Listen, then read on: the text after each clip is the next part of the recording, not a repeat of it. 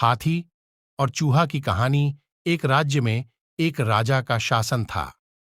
हर सप्ताह पूरी शानो शौकत से नगर में उसका जुलूस निकला करता था, जहां प्रजा उसके दर्शन किया करती थी। एक दिन एक नन्हा चूहा उसी राजमार्ग के किनारे किनारे कहीं जा रहा था, जहां राजा का जुलूस निकलने वाला था। वह चूहा था तो छोटा सा, मगर उसका घमंड बहुत बड़ा था और वह खुद को सर्वश्रेष्ठ और महान समझता था।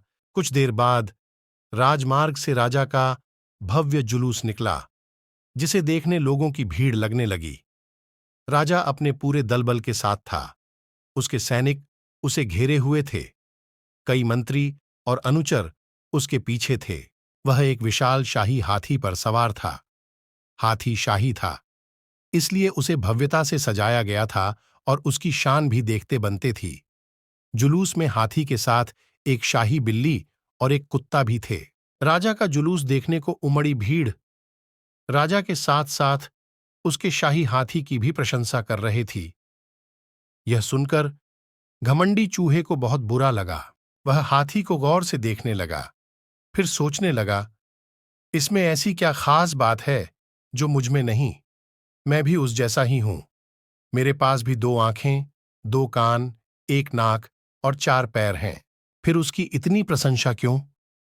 उसके विशाल शरीर के कारण, लंबी सूंड के कारण, छोटी छोटी आंखों के कारण या झुर्रीदार चमड़ी के कारण? किस कारण?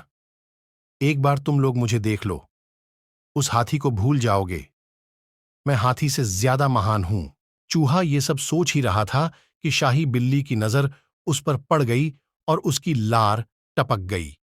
जुलूस छोड़ दे, वह उसकी ओर लपकी। फिर क्या था?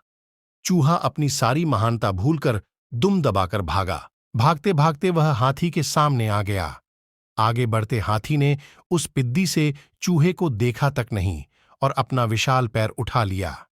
चूहा उसके पैर के नीचे कुचलने ही वाला था, मगर किसी तरह उसने खुद को बचाया।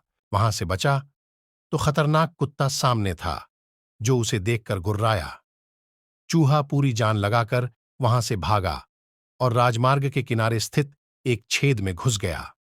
उसका सारा घमंड उतर चुका था। उसे समझ आ चुका था कि वह इतना भी श्रेष्ठ और महान नहीं।